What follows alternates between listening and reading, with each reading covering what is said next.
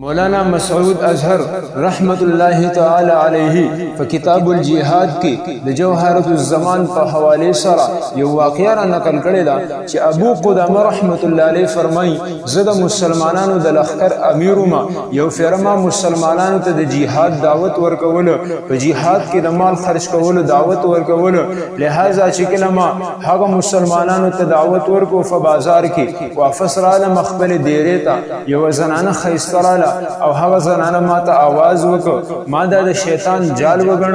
ما د هغه په خبره باندې سکار غرض ونه لرل ما د هغه جواب ورنک هغه بیا आवाज وکړ بیا وی چې د یو نیکی اراده لرونکي سره دا معاملې کیږي یعنی ما ته جواب نه ملاويږي لہذا زه د هغه زنانه خواته نږدې ورلم ما ورته استاسه مسله ده ته صد فار راغلی وي هغه راته دا وی تا خلکو ته د جهاد د فار دعوت ورک او مالی یو فانه را لراکړه یو خط را لراک او په هغه سره یو ګوټه را لراکړه ځکه کله را لم دیره تا ما هغه وسپړل په هغه فانه کې په هغه خط کې هغه لیکلیو چې ګوره تا مسلمانانو ته د جهاد دعوت ورک تا مسلمانان جهاد ته راوبلل تا هغوی ته دا وی چې جهاد کې مرسته وکي تعاون وکي جهاد کې خپل مال ولګوي زه خو زنانه ذات یم زمانو روس نه کیږي زه جهاد لنشم تله زه غریب یم لہذا ما د خپل سر وختان راوړي دي دا په دغه لار کې قبول کا د دینه با د اسواګې جوړ کې پس کې استعماله خود جهاد په دلار کې قبول کا لہذا ما هغه واګي راوېست او هغه نه مې د اس واګو کې مې واچول د اس په فړو کې ابو قدامه رحمت الله علیه فرمای چې کله د جنگ شپراله ما دغه وخت د اس په واګو کې شامل کړه چې کله ز جنگ له وته زه یو تکړه یو مضبوط یو خیسته نوجوان ګورم چې هغه د رومیانو سره جنگيږي د کافرانو سره ډېر په بهادرۍ باندې جنگيږي چې کله زه ورلم ما ورته وی بچیا ګور ستا سره خو اس نشته لہذا ته روسته لاړ شه مونږ اسونو والا برامخ کې شو حسنه چرته اسونه درانه چخلونه کی هغه راته وی ابو قدامه الله جل جلاله په قران کې مونږ ته فرمای چې یا ایها الذين امنوا اذا لقيتم الذين كفروا زحفا فلا تولوهم الادبار ما چې دا واوریدل نو هغه له خپل کمان ورک هغه ماته وی ابو قدامه مال نن یو درې غشي قرض راکا ما ورته وی صاحبہ بچیا نن درې غشي قرض څنګه تعالی درکما دا ټیم خو دا قرض نه دی لہذا ماته وی ابو قدامه دا یو قرض دا یو تیر دا یو غشي مال قرض راکا ما ورله هغه یو غشي ورک هغه چې کله په کافرو باندې گزار وک په رومیانو باندې گزار وک لہذا په هغه یو غشي باندې هغه یو کافر یو رومي په هغه ځای کې مردار ک ما ورته وی بچیا په ثواب کې وزستا سره شریک یم هغه زمانه بل قرض بل تیر زمانه قرض واغست دریوان تیرونه واغست په هغه باندې کافرانو وښت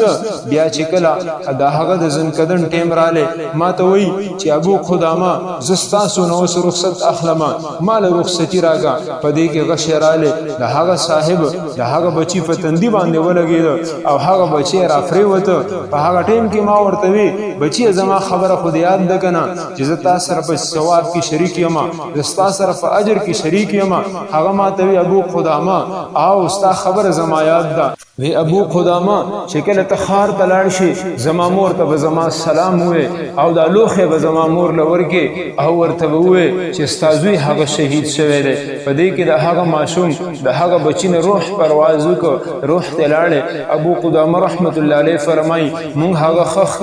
هغه معصوم بچي هغه نوجوان هلک هغه مونږ خخ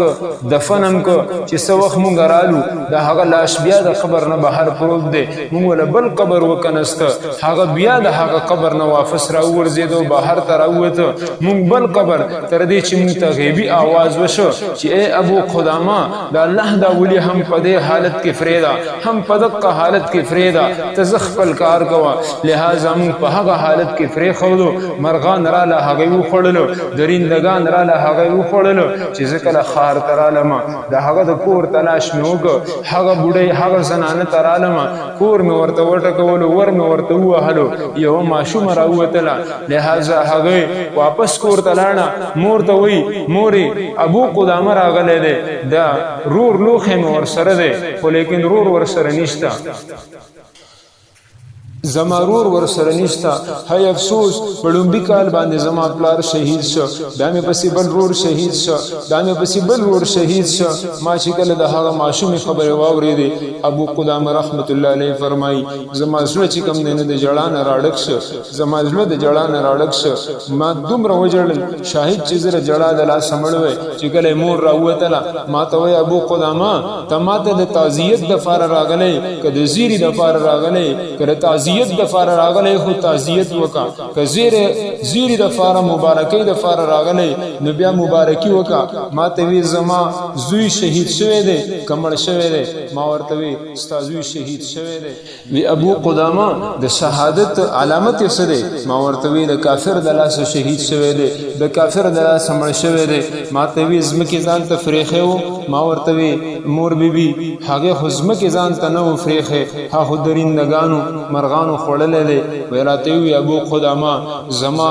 زویبا هغه بهر ما خام تور صادر به رضان نتاو کو او ځان ته به زنجیران واچیل او بیا به وی یا الله ما د قیامت پورز د مرغو